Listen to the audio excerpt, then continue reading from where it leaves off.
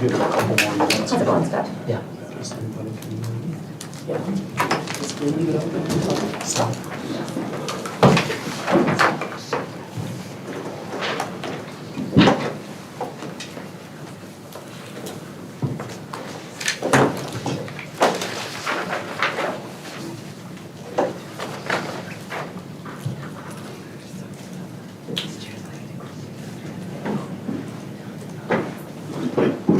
Talked to your mom today, Amy. She sounded like she had a really good time. Yes, in Arizona, I know. We'll stay nice weather. We were in Florida a couple weeks ago though, so. Yeah. They missed the 2 hole-in-ones though, it sounded like. Yes, that's what they said. They ran into some people they knew though, which was fun, like, That's what she was yeah, saying. her old boss, which he had moved down there, so. Yeah. Yeah, we've got relatives in Scottsdale too, and it's funny how many Oh, yeah. of those communities, there's just like, Yeah. she was explaining, it's kind of like a Northwest Iowa crew Yeah. that get Yeah. together. And it's fun.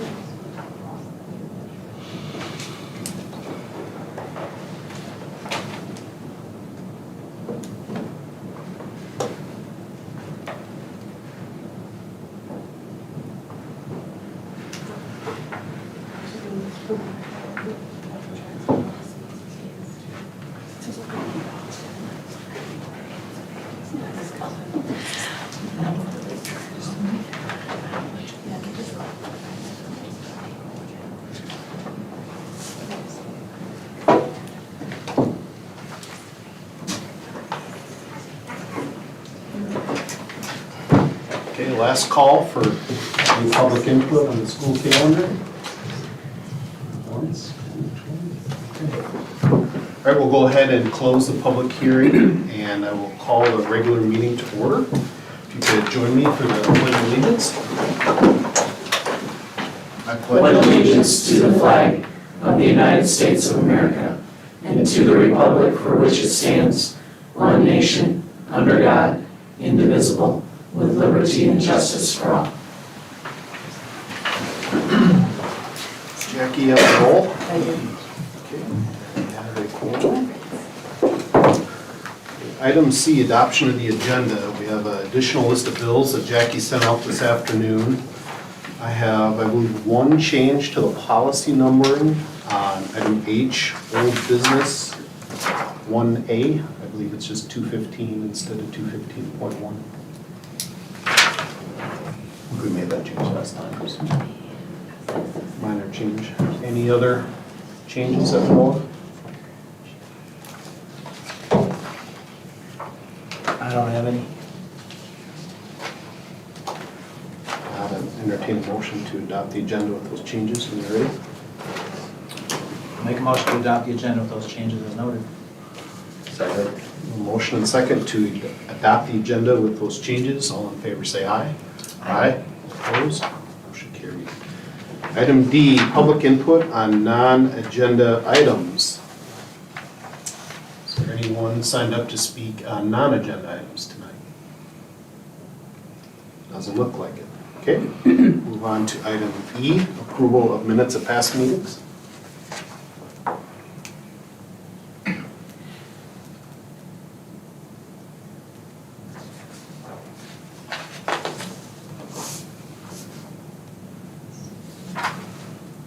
There are no changes there. I'll entertain a motion to approve those when you're ready. I'll make a motion to approve those items. I'll second. A motion and second to approve the minutes of the past meeting. All in favor say aye. Aye. Opposed? Motion carried. Item F, approval of financial items. Financial reports, summary list of bills, plus the additional and SBO report. Jackie. On pages 5, 6, and 7 are your standard financial reports for the month ending January. First page on page 5 is general fund, of course, with specifics on the left of what occurred during the month, and then your cumulative 3-year comparison and cumulative to date for revenue, expenditures, and cash. And on the next page is special revenue funds, management, physical plant and equipment levy, playground, save or 1 cent sales tax, and debt service. And on the last page, we have our proprietary funds, activity, hot lunch, student instruction, FFA, and split fund. I don't have anything specific to report this month. We did receive our budget file from Department of Management, so we've begun working on that. I haven't gotten too far into that yet, simply because just the timing of the month. Mr. Dorff and I were supposed to attend a workshop on the 4th, and that got canceled due to presenter illness, so we'll go at the end of the month if we don't have it done by then. We'll kind of see how that plays out when we get together with the Finance Committee. But lots of changes with the file this year, so it's going to look a little bit different. It's a little more challenging, I would say, just as we learn to navigate it, but otherwise the factors that we have control over are the same, so you don't have any changes actually to the budget itself, just how we input it. And then one big change this year that veteran members will recognize will be our cash reserve levy. Normally we have a fairly large amount we can levy, and this year our max is $139,000. So when we talk about the fact that we have a substantial amount of cash on hand, that's the reason that now that is then limited by the Department of Management. It's a formula that I'll share with you at a later time, but we will be limited in the amount of cash So we that can. cap, the amount of cash we have on hand relative, I'm assuming, the limits to how much you can. Correct, it's a fund balance thing, yep, Makes sense. yep. So that will be a little bit different, which will ultimately affect our tax rate, and so we will have some conversations to have there. In the summary list of bills, I don't have anything that I highlighted to really talk about, but if there's anything specific I can answer, please let me know. And my report was simply about the budget, unless there's anything else anyone has any questions about.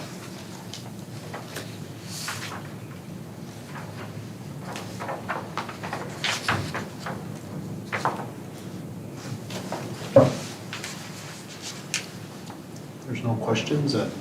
Take a motion to approve those items. You ready? I would like a motion to approve this. A motion and second to approve the financial items as listed. All in favor say aye. Aye. Opposed? Motion carried.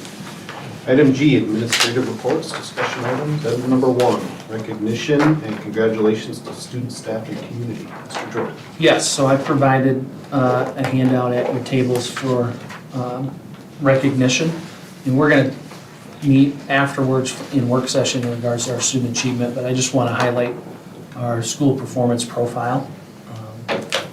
As you've got in the packet, Central Lyon, when we look at our composite score as a district, we're the 3rd highest rated district in the state. So kudos goes first and foremost to our kids for their performance academically. But right alongside our kids are our staff members. So we want to recognize the kids and the staff for their performance. As we really drill into that, you can see I've listed there middle school, when you look at all the middle schools across the entire state of Iowa, ranked 5th. So that's grades 5 through 8. The high school was the 13th best high school, and then the elementary was 39th best. So put all 3 of those buildings together, compare them to all the other districts across the state, that's how we got to be 3rd. So a lot to celebrate there. And one of only 9 total districts that each building was recognized as high performing. So number 3 out of 340 school districts, pretty outstanding. So kudos to kids and staff. In addition, we had 3 wrestlers qualify for the state wrestling meet this weekend. So Levi Kramer, Reagan Hashi, and Lyle Moore. I want to congratulate them. They'll wrestle first session 9 o'clock on Thursday morning. So congratulations to those 3. Trevor Deeren was our 4th wrestler that wrestled at districts.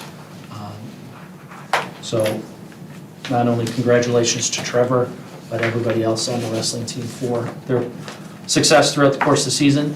Girls and boys basketball teams both finished 2nd in the Siouxland Conference, and both will play this week at home in the postseason. So girls play tomorrow night, 7 o'clock against Western Christian, and the boys will play the winner of either Sheldon or West Monona Thursday night. So it was found in the paper this weekend, Northwest Iowa Review. We've got the Lions Roar, so you can read about the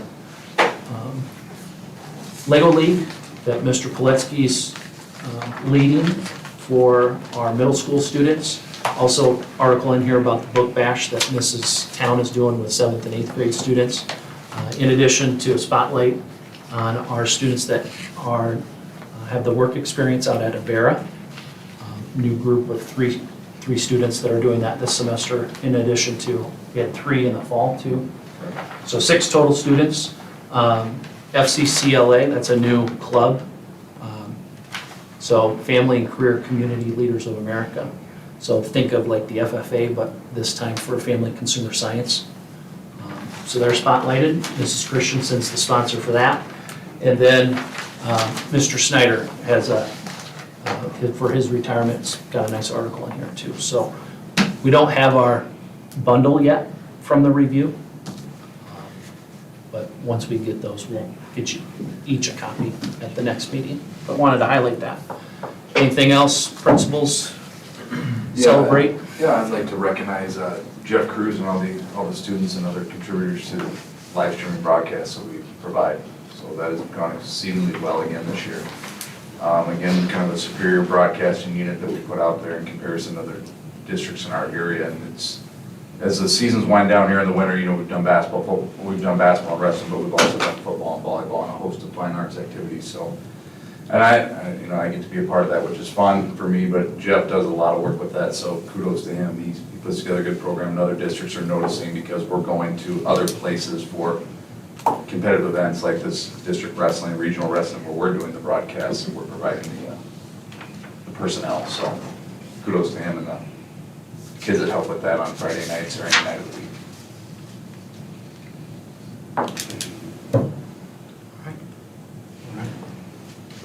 Third best in the state is pretty cool. We set the bar pretty high around here, and congratulations to everybody on that. You bet. Okay, any additional communications? Nope. Okay. Student and staff presentation. Okay. Central Lyon Kindness Squad.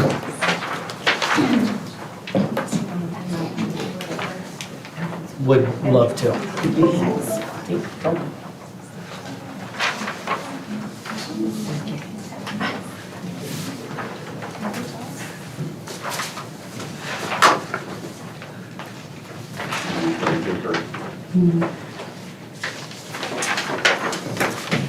Is there a...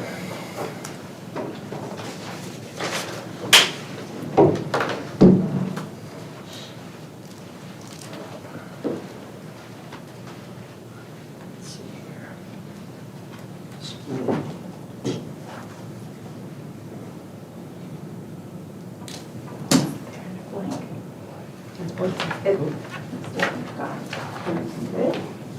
There it is.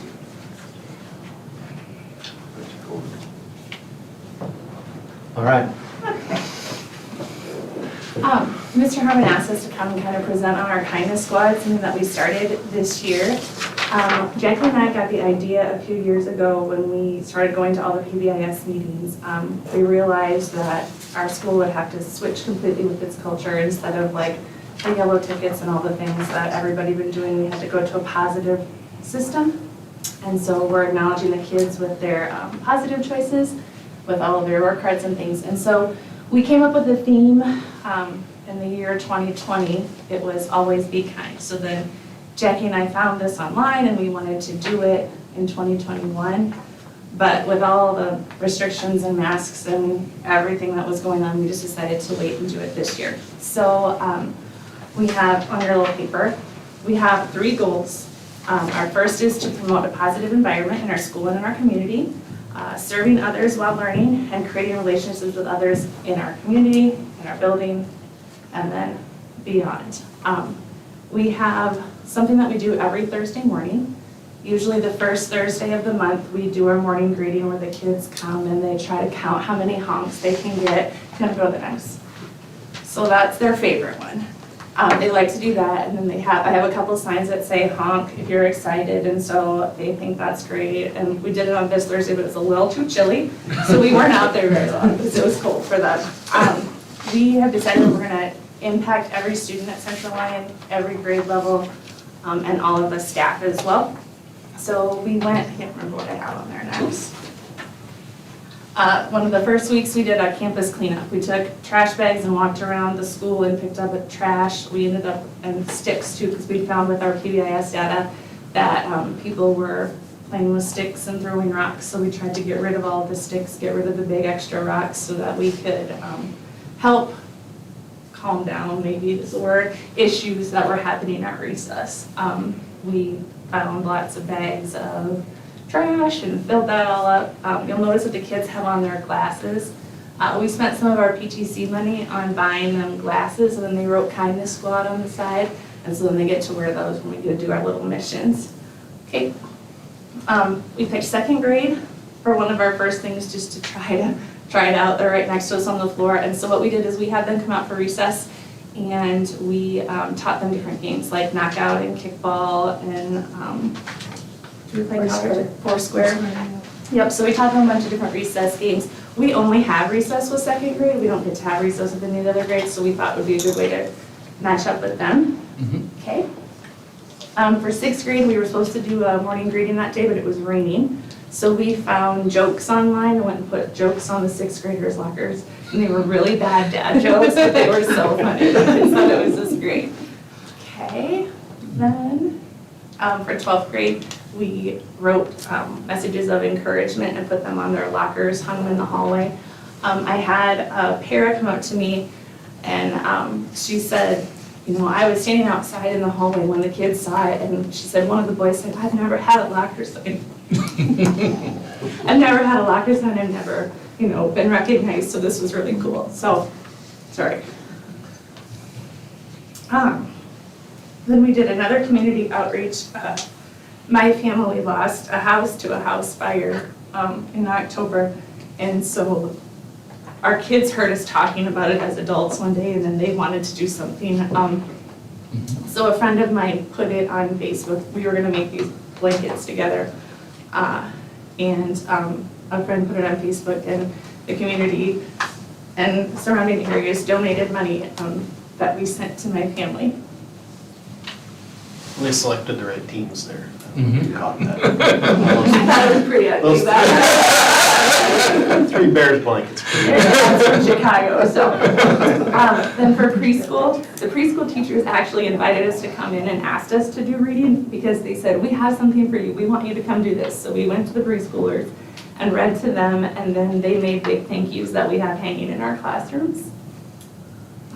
Then for teachers, before conference week, it was kind of busy, so Mrs. Maxwell had found a poster that said, take what you need, and so the kids made little Post-it notes that the teachers could take from the office, and it was really cute because like A lot of the words were spelled wrong. But it was just really cute because they were fun to write.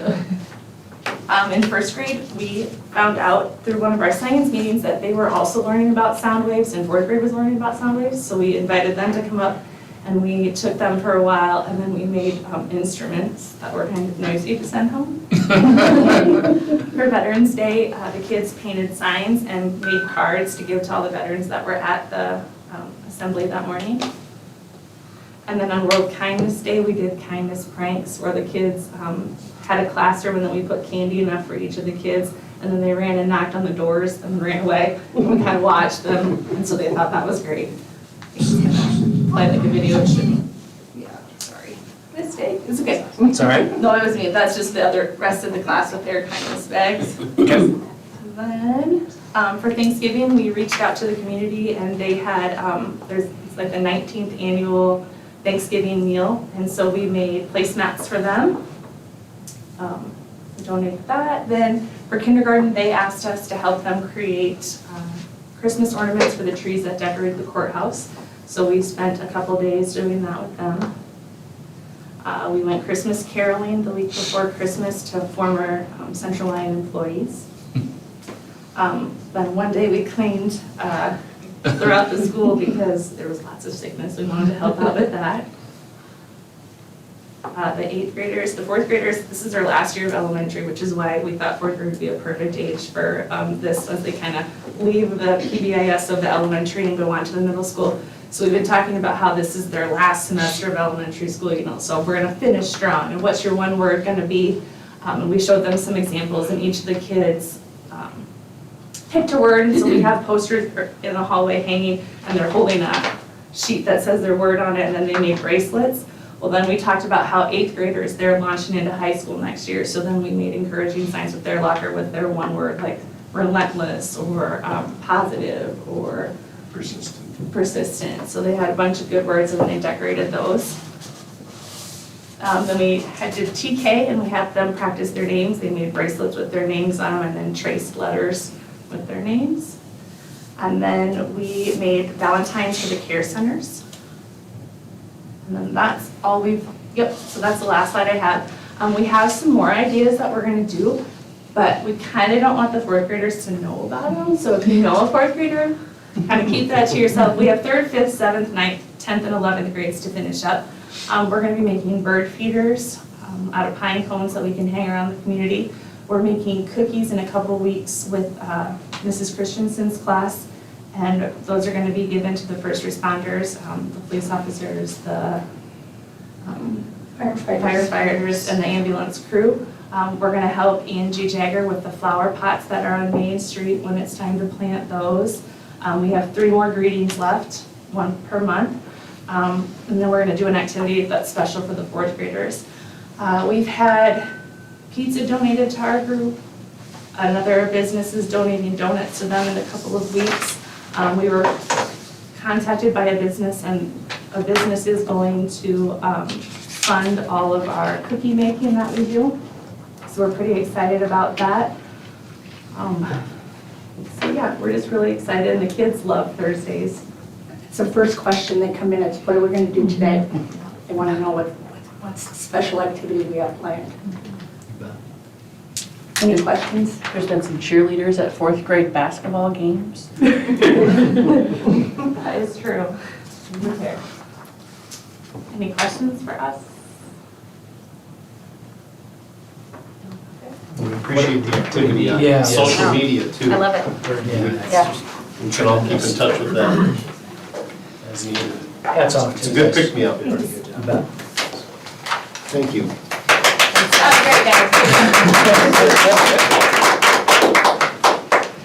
Who's going to follow that, Mr. Merman? Boring me. Moving on to principal reports. Sure. I'll try to pick up that. Mr. Jorth and I know the board kind of asked for an update on what we're doing for our social emotional. This continues to be a major emphasis, not only in our school, but across the state of Iowa.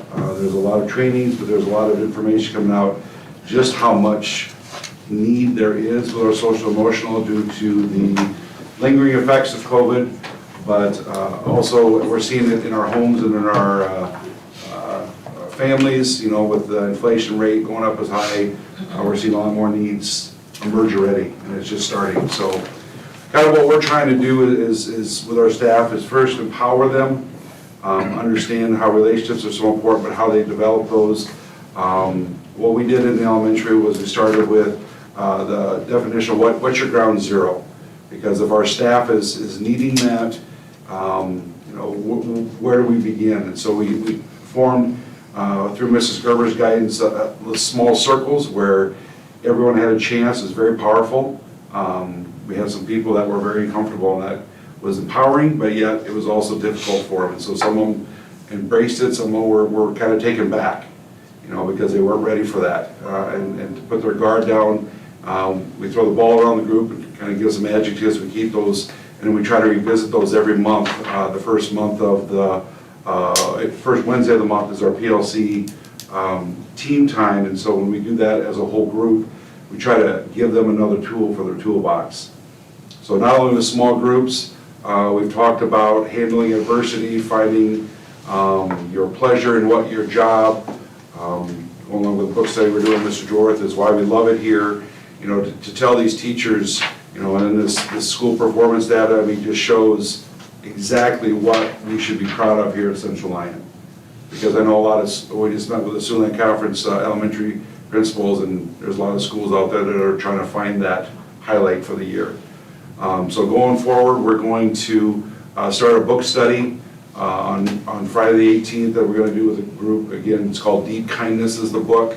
It's a pretty easy read, but again, trying to help these teachers look for ways to work with kids, look to ways so that, I mean, as you see, the teacher shortage is getting, you know, more and more severe in the country, and so that our teachers know they have resources and that help is there if they need it. So we're just trying to give individuals what they need, not only with their class and their students, but also for themselves and their families. So that's kind of where we're at so far with the elementary. Mr. Engelman. All right, thank you. We're going to do much of the same as the elementary. We're going to finish our book study that we started at the beginning of the year, the professional development activity, Culturized by Jimmy Casas. We saw a need for some culture shifting here at the beginning of the year, and we've been very good about keeping up with that. So we're looking to continue that, especially on the 18th. We've got a few chapters to go yet, so we're going to capitalize on that. As far as last time I spoke, you know, the at-risk population numbers, that percentage of the student body is where it's at, but we've seen less frequent, I think, office visits, and maybe less frequent in and out of the counselor's office, which is great. I don't know if that's due to the time of year and we just need to get to Christmas break and then kind of start a new semester, or what contributed to some of that. But we're seeing a little bit on a lesser scale some of the social emotional piece, but we've also implemented on Mondays, kind of to tie in with the restorative practice, that there's a small committee, myself included, that went to a training in Sioux City. We did 2 days on that. That's kind of what Mr. Harmon spoke about with the circles. It's all about connectivity and relationships and fostering that culture, that climate, positive organization. So we do something on Monday where the first 15, 20 minutes of our flex time is devoted to just having heart-to-heart conversations, not necessarily talking about feelings, but maybe just getting to know one another from staff to student and student to student. So we just finished up, we did a fun Super Bowl challenge between our flex groups where everybody got to contribute and get to be part of a team, and a little competitive. We got some concession stand stuff for it. So the kids were pretty excited, and it kind of bought them into kind of that shared value, shared goal is what we're trying to achieve. So that's something we've been doing and we'll look to continue to do and pick up more speed as we go to our last training for restorative practices tomorrow. And I know Mrs. Gerber from the elementary is going to join us for that. So I'm excited to do that and continue with that work. We're continuing to emphasize participation and involvement, whether it's at the highest level, band, choir, basketball, wrestling, but even at the lower level, the book bash, the Lego League, the robotics, speech, quiz bowl, just trying to get more kids involved because we think that'll continue helping with our attendance and that connectedness. So one last thing we're looking at doing is putting together, shifting kind of our exploratories for next year in 7th grade, maybe doing a full year, semester, if not a full year of health class. We don't currently offer that for 7th grade, and we need to probably examine that and look to insert that because just healthy relationships, again, the social emotional piece, healthy lifestyle, that's something I know some other districts do. We have PE, obviously, but just a little bit more classroom work on health. So looking to put that into play. So that's my short report. If you have any questions. I do have a question. Yeah. This is maybe a dumb question. Like, how do you assess kids to know if they are at risk socially, emotionally? I mean, it's not like, you know, like when you go to the doctor as an adult, they have you fill out like a depression questionnaire or, you know, I mean, like, is there anything to like assess kids if they don't come out and tell you or no? So there's a couple different couple different parts of that question. So at risk, there's certain indicators, and it's as simple as attendance is the first one. Okay. Secondly, would be behavior or office referrals. Sure. And then thirdly is academic achievement. So those are the three big ones. But then the fourth one is really change in your family dynamic. Yep. So those four things, principals, counselors, Jeff Jager, we're tracking on all kids. Okay. And so for attendance, for example, if you miss more than 10% of the semester, so you have 9 or more absences, we're gonna monitor that and we're gonna track that. Okay. If you then also combine that at the high school level with you fail a class, Yeah. that's gonna be our second indicator. So if you have 2 indicators, then we have to report to the state that you're quote-unquote at risk. Okay. So that's the first part. The second part of this is the social emotional kind of data. And really that's about the relationships at both levels that teachers have with their kids. Just observing. Observing, getting to know them, and then hopefully you have that relationship where you feel like you can kind of have a conversation with a student about any of those changes that you're seeing.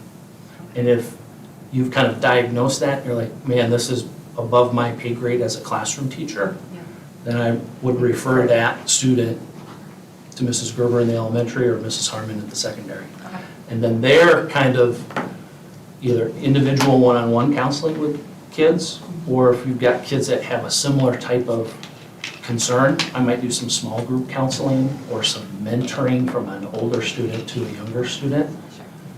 And the third step to that is something that's above and beyond their capacity as school counselors. So we would maybe refer them to a mental health counselor or therapist outside of the building, or we have a counselor that comes once a week from Creative Living in Rock Valley that counsels students within the building itself.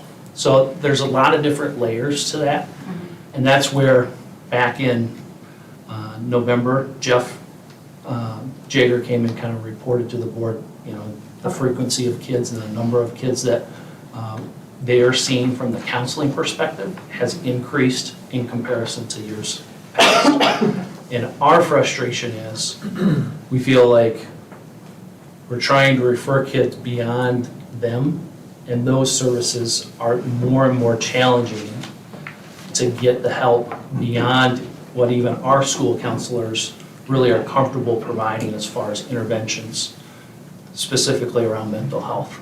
Okay. And I think, so kind of our approach has been, or at least most recently has been, you know, when we're talking about that health component, adding that to the curriculum in 7th grade. We need to help these kids develop coping skills because we're, you know, yeah, we have some that are dealing with severe trauma, but we also have some that maybe just fractured a wider relationship that they don't know how to respond. Yeah. So we're trying to get the student to be a self-advocate, as it develops some coping skills, some strategies through health class and through some of these smaller circle activities where they can deal with those maybe that will have less frequency in the counselor's office, and then also giving the teachers with these trainings that we're attending, and then Steve and I are using those in professional development, giving them the tools to sit down with a group of kids, no bigger than 14 or 15, and we'd like to get smaller if we could. And again, help them develop trust so they can be that first line, you know, they can be more observant, they can see the triggers a little more early, and we can be more preventative instead of reactive after it's gone too far south. In one presentation that was before your placement here, the elementary has where We learned a coping skill of zones of regulation. It's either red, green, yellow, or blue. What those all meant through large group instruction. Mrs. Gerber went in every classroom and talked about those. And then the teachers have a display on their wall, so when the kids walk in, it's all anonymous, of course, by a number, and then they can take their number and put it in what zone they feel they're at, just to start dealing with that self-evaluation, which then the teacher can also monitor and have those discussions as needed. So we're really living in an age where teachers are more than just teachers of reading, math, For sure. science. We're dealing with the realities of anxiety and stress at all ages, from kindergarten through senior. And it's foreign to many of us, and that's where we really feel like we're trying to learn how we can meet the needs of kids socially, emotionally, so they can be productive academically and behaviorally. In terms of resources, do we feel like we're in a better place than we were 3 months ago? I think Jeff presented? maybe the frequency, especially maybe 7 through 12, has diminished than where we were in the first semester.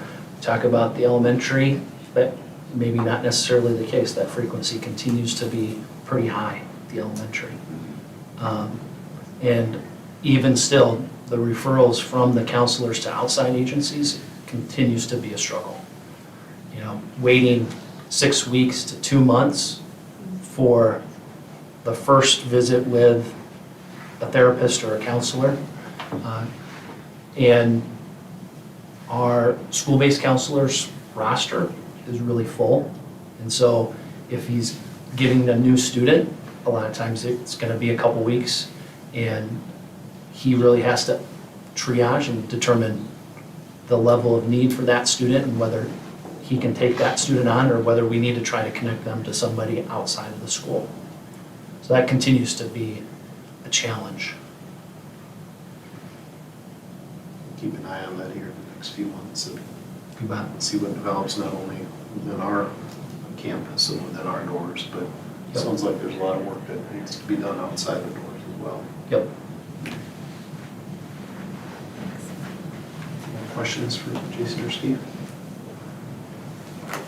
Okay, thank you. Superintendent, 5A, electronic board documents. Yeah, so in the packet, I provided you with just kind of a really quick synopsis of what I've been looking into in regards to some electronic board documents. You know, right now, obviously, we provide them via email to you and the community, but there is a solution if we wanted to move in a direction where we could provide the board and the community with access, but then internally, we could manage some of that agenda setting and all the kind of the paperwork, the administration side. So half of the Siouxland Conference schools are using that. And so this is Sheldon's, for example. So they've got their own kind of landing page right from their website. But if I were to go in here and show you a meeting that they had last week, this is basically what we have in paper PDF copies.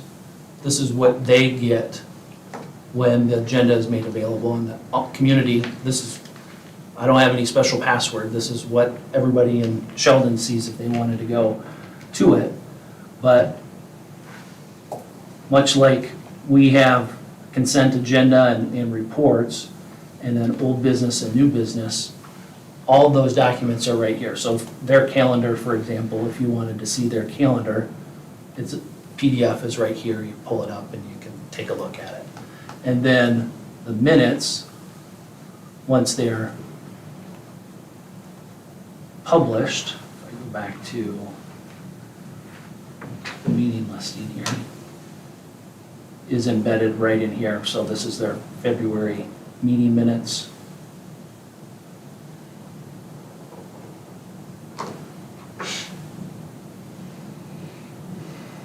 and everything, again, is available electronically.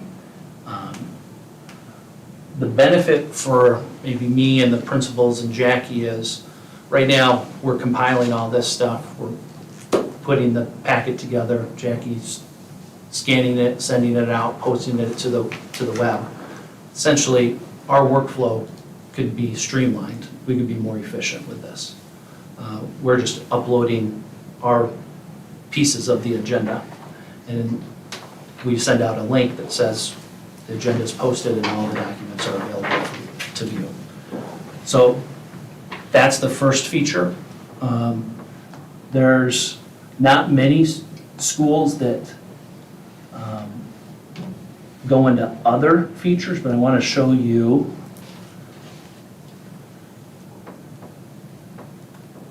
Sioux Center, for example. They also have a policy hosting on their page. So like right now, I'm attaching all the policies for review. We could say enlist, and you would have a link right here to the new policy revisions or policies for review, policies to be adopted or rescinded. And again, the workflow we could manage and just be more efficient with our time, and a one-stop shop for community members as well. Like I also noted, this company also provides other features like evaluations. When we did my evaluation, you know, I'm compiling that, emailing it, Andy's taking notes. This could be a one-stop shop again, whether it's uploading documents or they've got some surveys and other tools that we could use for evaluation of not only me, but I could use for leaders. We wanted to use for teaching staff, we could upload all of our documents and they could digitize those for our teaching staff, for our support staff and all that stuff as well. And then nobody is using the evaluations or the strategic planning documents or board communications, the other features that they have. But wanted to present on that. I know Andy and I have had conversations about it. I just think it's something that we need to consider. It comes with a cost. For the meetings and policies, it would be $5,000 annual subscription so that we can do this. So it's an ongoing, reoccurring cost.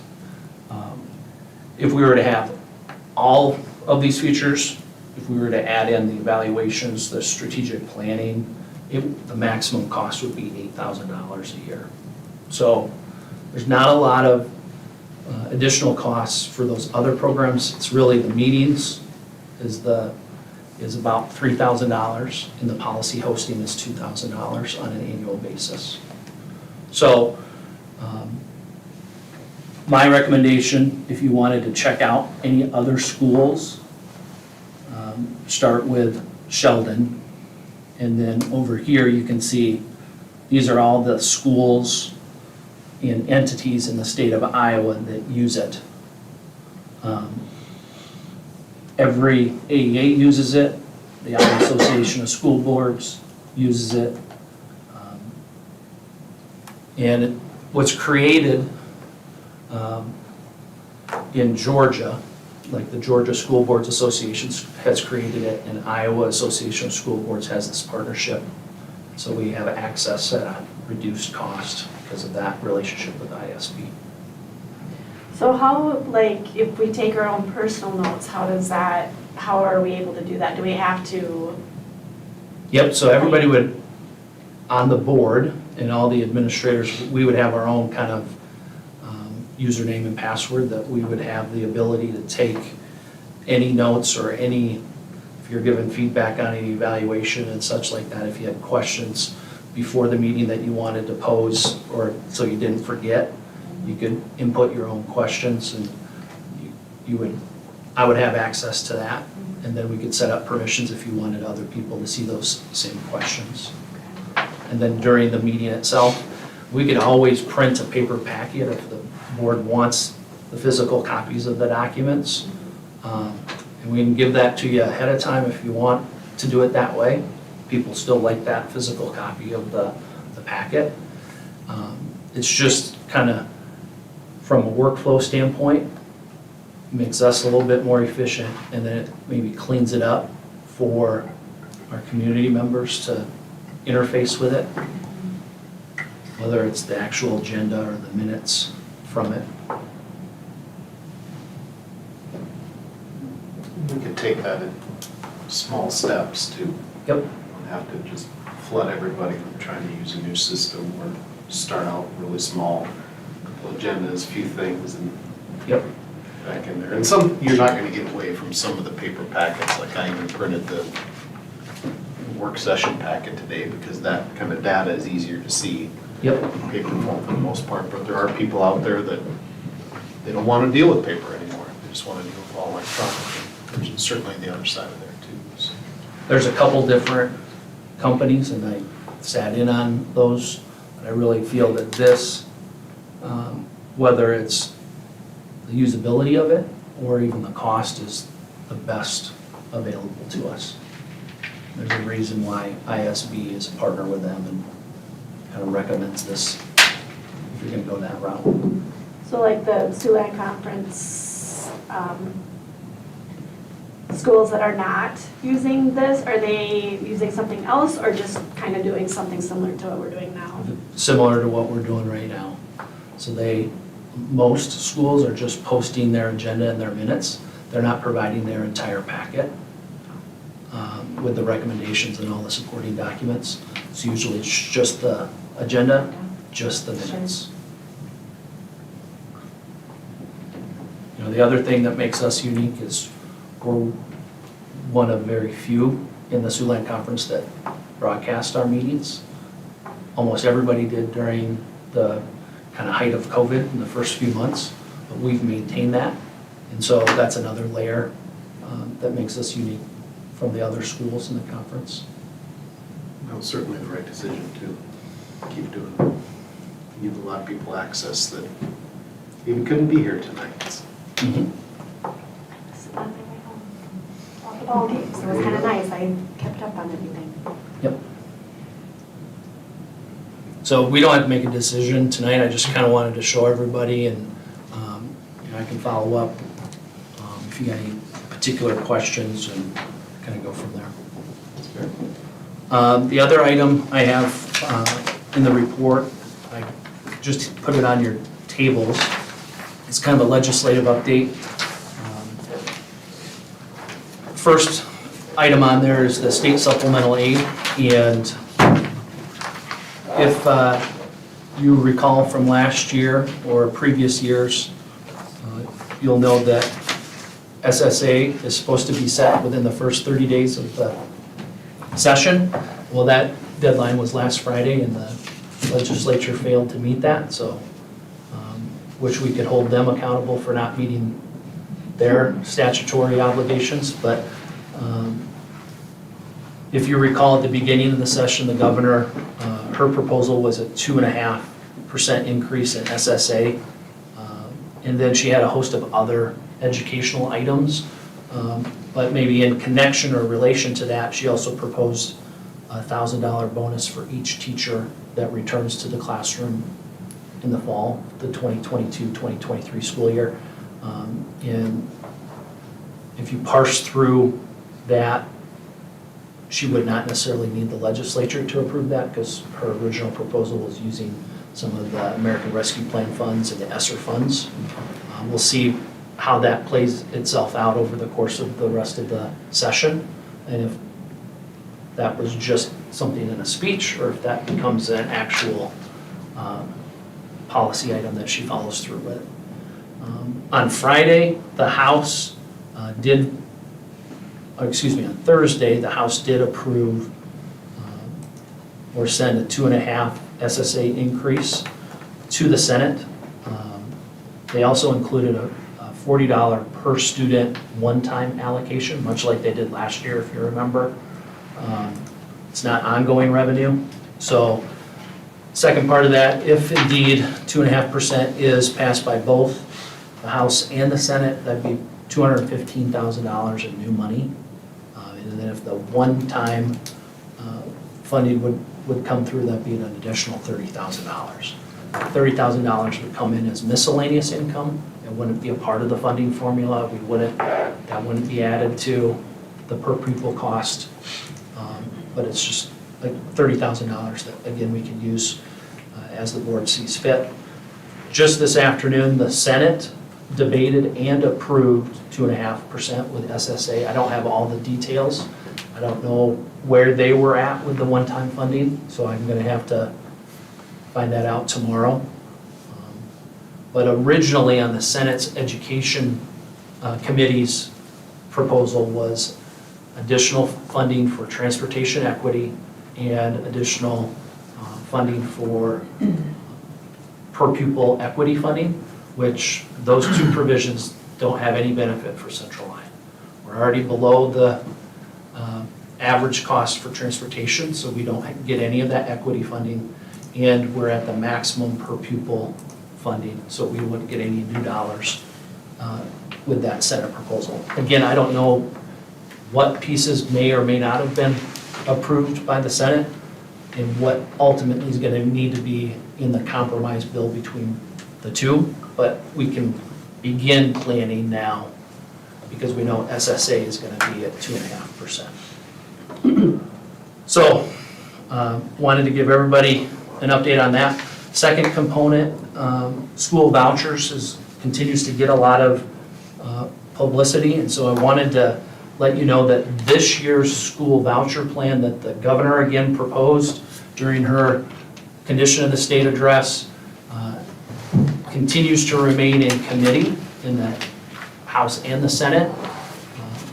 What's different this year is that the vouchers have been rolled into what's called an omnibus bill, so it's got a bunch of other components to it, where last year it was kind of its own standalone item. And so it'll be interesting over the course of the remainder of this week about do they keep everything in this big bill, or do they start to pull things out and start debating them individually? And so I wanted to give you a little bit of information about that. First, if we're looking specifically at vouchers, this bill, this time, puts a cap on 10,000 vouchers, or a total of $22.7 million for a voucher program, okay? And again, this is the proposal to take funding from the general fund and provide that to families in the form of a voucher that then they could use for any of those things that I've listed in that fourth bullet point. Okay? Now, my advocacy talking points that I shared with you last year aren't any different this year. So, first and foremost, we should be using public dollars for public schools. Okay, number two, if we're really talking about school choice already exists through open enrollment. Anybody that wants to attend a different public school, they have that opportunity. Public funds come with strings attached, that accountability mechanism. So there's not a lot of strings attached to the voucher program other than what those limited qualifying expenses are as listed in that bullet point above. And then I think the fourth one is vitally important, is if we're opening the door to vouchers this year and we're saying it's only 10,000 families that are going to get to participate, or 10,000 students, or $22.7 million, what happens when those kindergartners become first graders and next year we have another group of kindergartners? Is it going to be 10,000 more? And are we going to go to $50 million when we can be using that $22.7 million to increase SSA by $22.7 million more dollars if we want to make an investment in education? So those are kind of the two big talking points, the things that I think are the biggest issues for us as a board. On the back of that page, I don't want to spend a lot of time talking about the rhetoric and the disheartening tone in Des Moines, but that's the stuff that gets on the news or on social media. Whether it's, comments about sinister agendas, or cameras in the classrooms, or parents' bills of rights. I think a lot of that is smoke and mirrors to keep our eyes off of the really important stuff, like the things on the front. And so the things that don't get talked about are the bipartisan things. And so I just listed 4 on the back there. There's a lot of bipartisan support right now about how we can address the teacher shortage. Whether it's alternative pathways for professionals that have degrees already that want to be teachers, or whether it's providing incentives to retain teachers or recruit new teachers. That stuff's got a lot of bipartisan support. Another thing that you may or may not have seen that's got bipartisan support is raising the IPERS floor for those folks that have retired. Another kind of pathway for substitute shortages, or for people that maybe want to work part-time but don't necessarily want to be full-time any longer. The floor right now, or the ceiling I should say, is $30,000 for an IPERS employee that's retired. If you make above $30,000, now you have to start paying back into the system. So again, bipartisan support to raise that to $50,000. We talk about mental health, and a lot of bipartisan support about telehealth and addressing the needs for mental health services using telehealth services, whether it's over Zoom or another type of measure. And then when we talk about rhetoric, the last one there, the House Study Bill 611, finally updating the code around ELL, English language learners. If you remember some of our budgeting documents, it talks about LEP, limited English proficiency. So instead of talking about the deficits of our learners, we're going to start using better language to describe our ELL population. So those are kind of my updates when it comes to what's happening in Des Moines. Questions on that, Mr. Jordan? Okay, move on to item number 6, board committee reports. Do they have anything committee level? You say that the personnel committee, which is Dave and myself, met with Mr. Jordan before the meeting briefly to start to talk about what that 2.5% SSA means to staff wages, et cetera. That's all I had on my end. Scott and Carrie and I are meeting with the architects tomorrow morning, 10 o'clock, for our next round of facility study. So hoping, or excited to see what not only the drawings are kind of looking like, but also some of the budget numbers that go along with some of the projects that we've identified. So. Are we still thinking of presentation next month from FEH? Yep. Okay. Sharing committee, I've set dates to GLR to try to begin that process, but now that wrestling's coming to a close, it's time for us to sit down and have a conversation. So Scott and Andy will be coordinating with you guys here probably between now and our March meeting. Budget and finance will have to meet, well, they don't have to, but we typically do, sometime before we put the budget into public. Has to be in the paper 10 to 21 days before our hearing, so we have Some timelines some coming up. timelines coming up for that as well. So. Yep, so our committees will be busy over the course of the next 2 months. Okay, we'll move on to old business.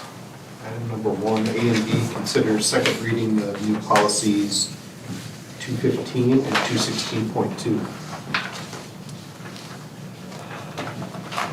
One thing I want to point out there that I caught going back through it this time is that the policy 215, I knew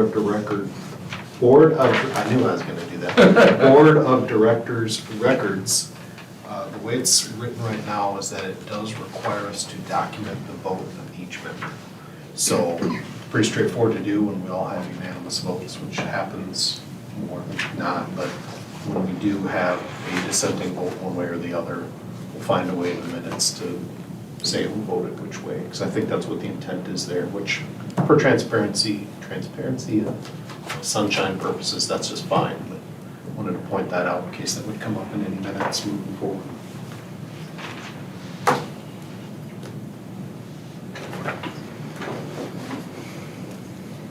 Otherwise, if there's no questions there, I'll entertain a motion to approve the second reading of those policies.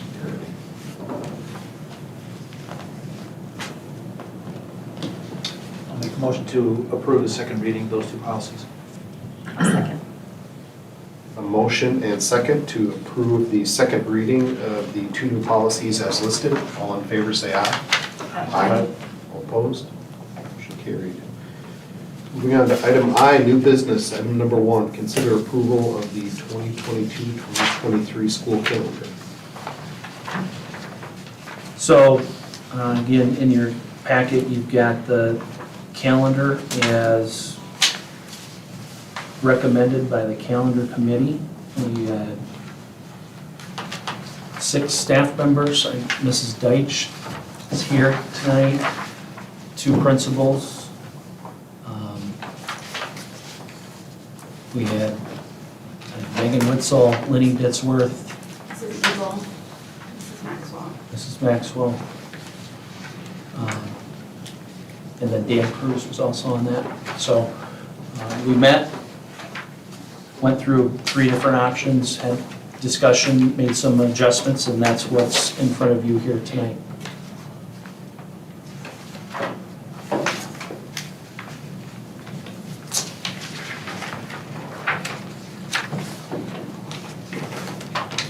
So we've got dead week from July 24th to the 31st, which is a minor change from last year, but we align now with the state calendar from Yep. Sunday to Sunday. Yes. So in the past, it's been Saturday. Like, if it was this year, we would have said July 23rd to Sunday, July 31st. So last year was the first year that the athletic associations sanctioned a no contact period, so now we're aligning to that same no contact period as the girls and boys associations. Otherwise, another minor change from this year is open house will now be on the first day that teachers are back for professional development. This last year, we had it on the Monday before the first day of school. That was some of the feedback from the committee, that a long 8 to 8 day on your day right before the first day of school, it made for a long week for staff. So that's why we moved the open house date. Plus, open house, we have new families that show up. Now we've got a couple days to prepare and make room for them for new desks and stuff like that. So that's a subtle change. The 23rd of December, Friday, will be a no school day, no professional development day before the holiday. So that was another feedback from the committee to extend that. Otherwise, we will maintain similar professional development days. Second Monday in October, the teacher work day on the 3rd of January, and then Friday the 17th, which corresponds to this Friday's, the 18th, professional development days. So with that day, that's state wrestling. And so how does that work with like teachers or staff members want to go to the state tournament, but it's a professional development day? Yep, so by the master contract, it says that Staff cannot take their personal days on a professional development day. If you have a son or daughter that's involved in wrestling, then it leaves it up to the discretion of the superintendent. And so those folks that have kids participating, we would grant those. And so then it's unpaid? They can use their their personal leave. They can use personal leave if Yep. they have it? Okay. So I struggle with that. I mean, that's better than having it be unpaid, but I struggle with it a little bit because if it's a different state tournament, you know, we would maybe not, if it's, say it's basketball or whatnot, we would maybe not have school for anybody and they wouldn't have to use a personal day or an unpaid day. Yep. So when it comes to wrestling, then it's a little bit different because we have that So that if, Team though. yeah, if we had our team qualify for the state dual meet, that would be the Wednesday. So like on this calendar, the 15th. So that would be a day we would call off. okay. And We did students. that in 2010, was it that the last year we made a dual, right? We didn't have school that day, so if we make it as a team, no one will take off, but not for just individuals. Similar to like track, when we have individuals that qualify for, you know, the 100-meter dash, we don't call off school for the individual, just like we have all-state student or speech students that qualify individually. You know, we don't call that day off either.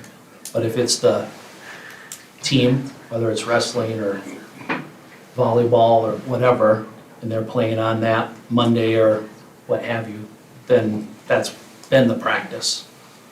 Like 2 years ago, when we were in the semifinals, we had that Friday off. So are there ever instances where you wouldn't allow somebody to take it off if they had a child participating? No, okay. Nope. So I mean, if they had And a they child can use a participating. personal day, they don't. If Yep. they have a personal day available. Yep. then they can. And then obviously our coaches that are coaching Yeah. are taking a professional day because they're in their professional capacity as the coach or sponsor of that activity.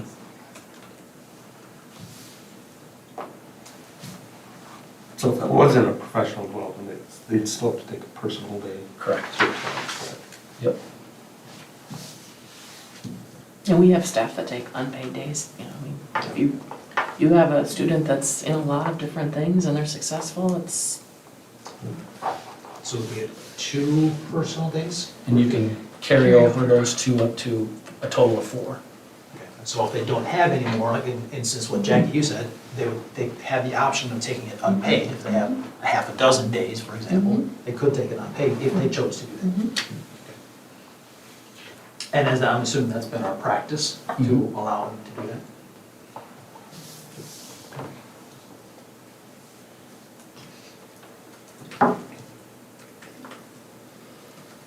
Other questions on that?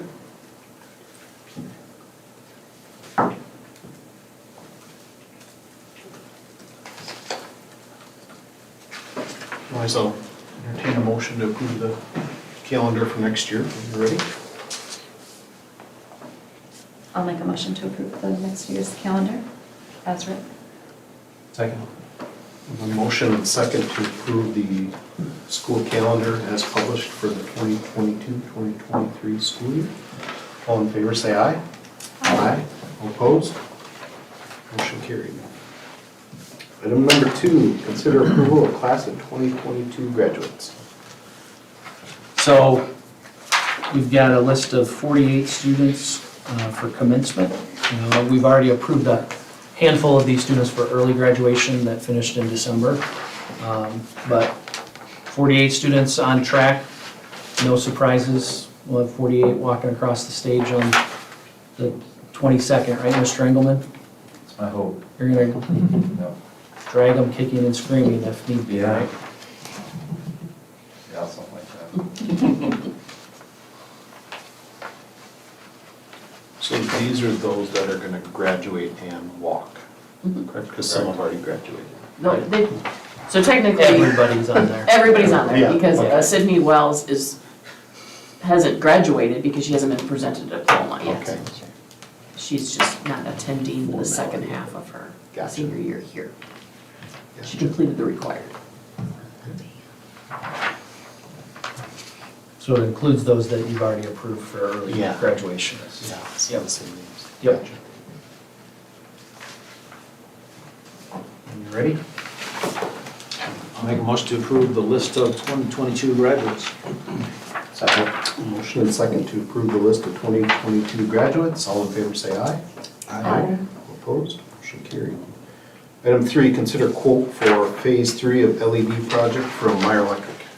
So it quotes for $43,619.90. And this is the third and final phase of the project. Really, it's the classrooms of the 98 buildings. So this first floor and then the second floor. So 7th through 12th grade, really academic classrooms. Last summer, we did the hallways, the common spaces, whether it's the gym or the commons, the auditorium. And so the summer before that, when we were doing the restrooms, the elementary, the 68 building was done. So this is phase 3. Supplies. Is this the last Yep. phase then? Yep, so then all of our buildings, even the activity center was done last year. So everything, and the parking lots and all the exterior fixtures. And is this already who been- did the previous phases? I mean, Meyer Electric did the previous ones. Yep. How did our budget hold up against inflation? Yeah, it is really well. Yep. So last year, if you remember, we broke the project up and very comparable to last year.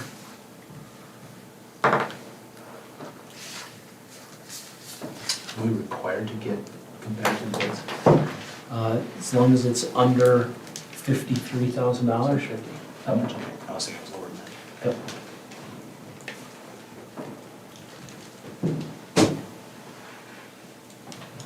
Entertain a motion to approve when you're ready. There's no more questions. I'll make a motion to approve the bid from Meyer Electric. A second. Is that a second? Yeah, Sorry. I said I'll second. Sorry. Okay, we have a motion and second to approve the quote from Meyer Electric for $43,619.90. All in favor, say aye. All opposed? Motion carried. Item 4, policy review. So we're done with the 200 series, and we'll start making our way through the 300 series between now and July. And so the first round of policies for review really are specifically in relation to the superintendent. And so the first 7 items for review in our minor language changes. And so that's why they are presented just for review. 301.2 no longer is included in the sample policies from ISB. So that's why the recommendation comes to rescind that. And then the 3 items, 302.3, .5, and .6, are new policies, with the exception of 302.5. That's included for the first reading because we're implementing the new leadership standards. So I think it makes sense for us to have it for a first reading, since we're really changing from 6 standards to 10 standards. And we kind of talked about that during my evaluation in December. So.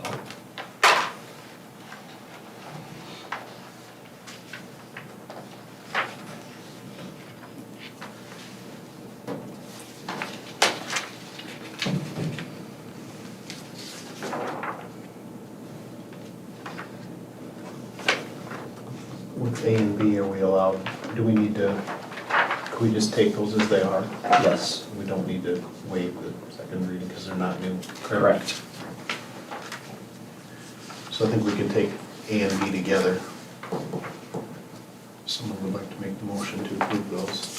But do we need to, you said something about not needing to waive the second reading? I don't think we have to for these, right? Because it's just review. Just, since it's just a review, we can just approve the review and the policy rescission. Okay. I do have a question on the 302.1, like on your summary, it says marital status should be included in that, but I noticed it was crossed off, like in the actual policy. Should that still be in there? Or is it fine to strike that? Non-discrimination, is that what it Yeah, it yeah, is? yeah, the superintendent qualifications. Like marital status was struck through in there, but I noticed it's like on your summary, so I didn't know if that was a requirement or not, but. So it's crossed off here, but it is in here.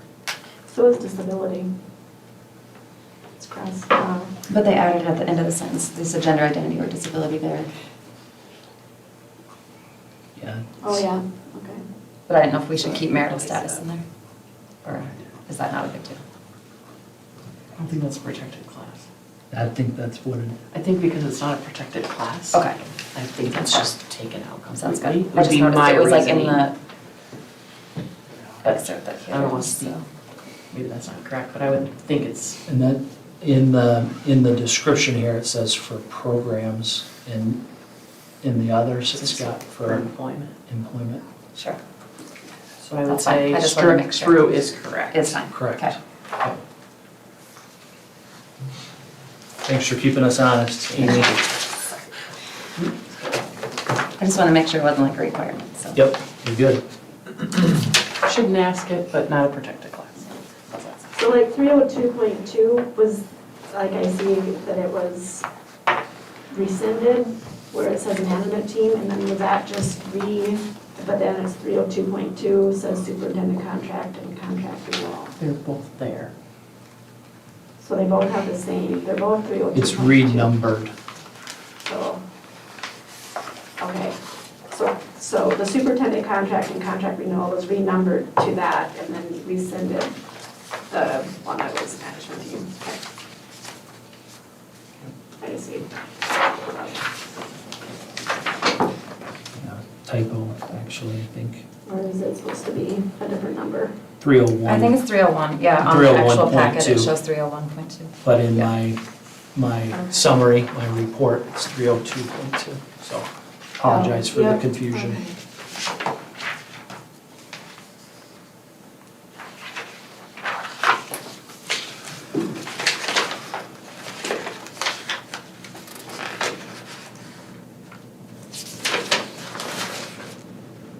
Okay. It's correct in both places, right? On this, it's 302.2 for rescinding. Oh, on the back, On the- gotcha. Yeah, Yep. in the packet and then. There you go, gotcha. Yep.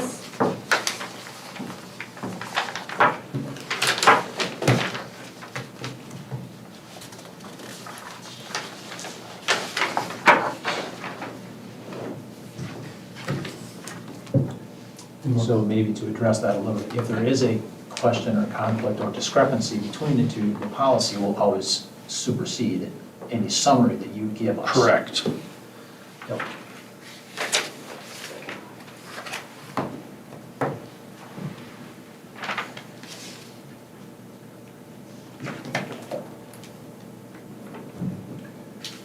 Any more questions on those? Otherwise, I'll entertain a motion to approve A and B.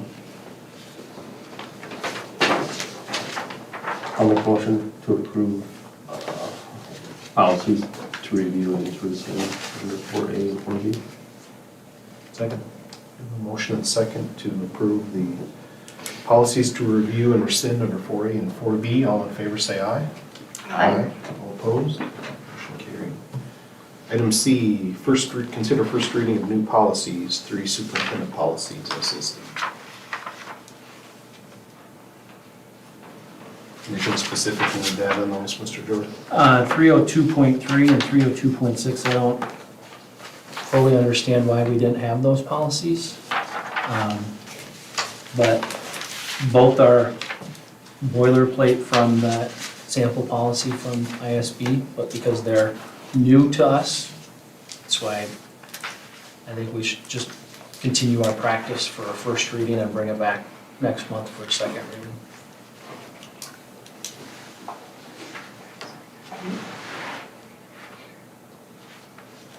And we did update 302.5 to align with the new standards that were approved in July of '21. We Now- discussed during. Yeah. Yep. So now we're bringing them into our policy, Yep. because the law has been updated. Yep.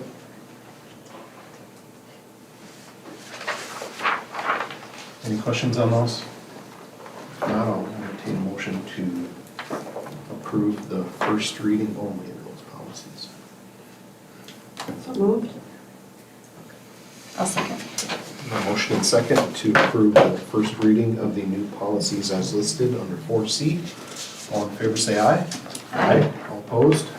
Motion carried. Item 5, personnel. Mr. Jordan? Yes, first resignation from Brittany Kuiper, first-year TK teacher for us. Her resignation states that she is engaged and her fiance is moving to a different state to continue his education, so she'll be joining him. Miss Kuiper's been a great addition to the elementary, and sad to see her go, and hoping that maybe they'll return to Northwest Iowa. I wish her nothing but the best. Billy Kirch interviewed for assistant high school baseball coach, Mr. Cruz and I, and feel he is a quality candidate. Will help with the development of our baseball program. So as far as the baseball program, we're still searching for a freshman coach, right? Correct.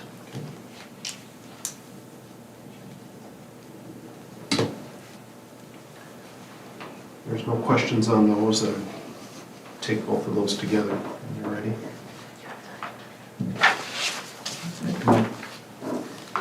Make a motion to approve the resignation and hiring as listed.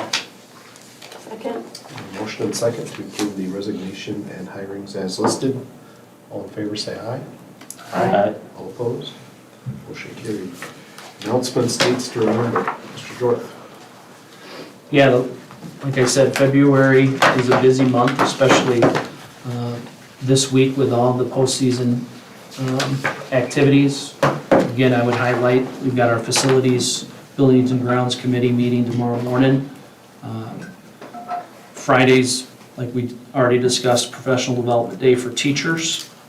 No school President's Day, and that also means the office won't be open. That's a paid holiday for secretarial staff and office staff.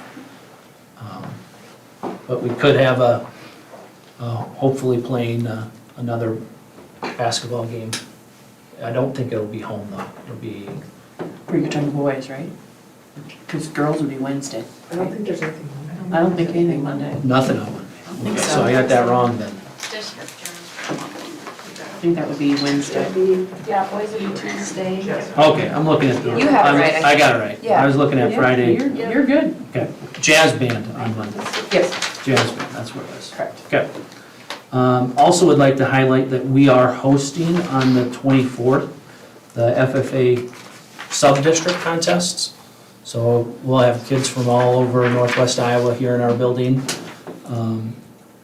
for that contest. So that's kudos to us, or I should say Mr. Rockhill and then Mr. Bresky, getting all those rooms ready for all those kids.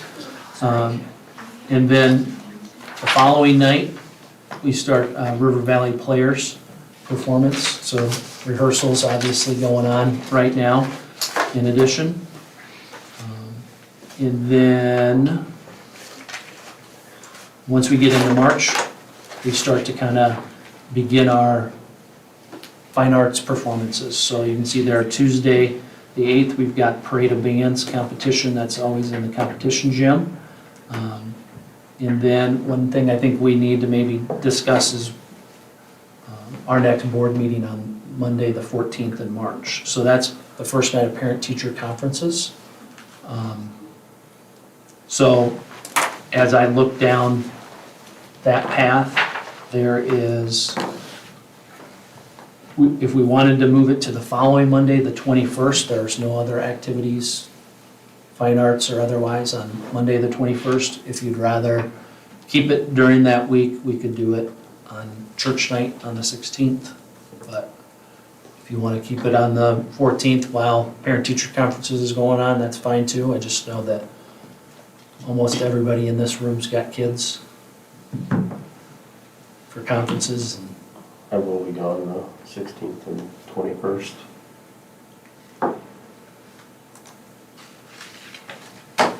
Go on the 16th, you said, on Wednesday? No, No, I'll be gone. he'll be gone. You'll be on both, oh. Is there any, will be your FEH presentation, presentation? be the facility study presentation is the big kind of, But if he's Item. here for this final meeting, I mean, that's kind of his choice too, I suppose. Yeah, the 16th I know for sure I will be here. The 21st is a little bit up in the air for me, but I don't.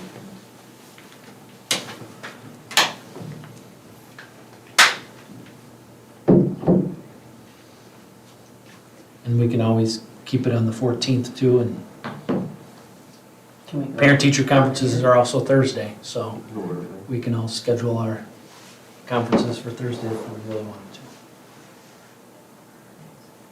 Do we anticipate much on the agenda other than the presentation? I was just gonna say, could we start a little earlier? Although parent-teacher conferences Start start at earlier, and 5:30. so you could go later. You could go to. But if we just signed up for Thursday night, is that, I mean. If it works in people's schedules, the only issue would be a representation from your CLEA as well.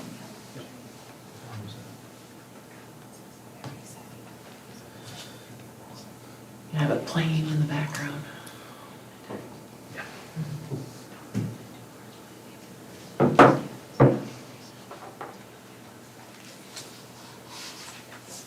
Scott, when did you say you were on? I'll be gone the 16th and the 21st. But here the 14th if we kept it. 14th and 15th I'll be here.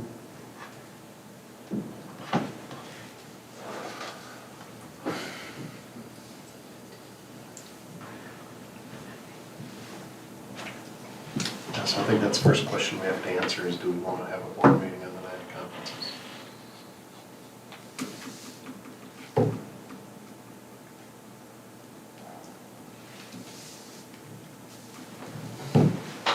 I don't have kids in school anymore.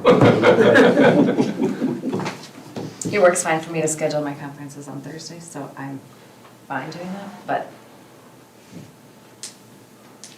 If we keep the meeting at 7, those of us that wanted to try to get in for conferences before 7, we could do it from 5:30 to 7. The conference schedule resets, so Yeah, How late are conferences Yeah. typically? till 8:30. till 8:30. I mean, we could even start the school board at 7:30 if, to give people time, but I'm okay with 7, I think. I think I can get what I need done in that time. Or do Thursday. But, I don't know, I'll work with administration if that's. We do record our meetings too, so anyone who can't make it because of conferences always has the option to watch it as soon as it's out. Yeah, I would say your priority is making sure that the people who are acting Yeah. voting members are. Yeah. 14th, 7, normal time. Everybody okay with that? Okay, we'll keep it there. Okay. We'll make sure the board knows when the scheduler's open, so you guys can have, watch your options. Okay. Entertain a motion to adjourn when you're ready. I'll make a motion to adjourn. Second. Motion and second to adjourn. All in favor, say aye. Motion carried.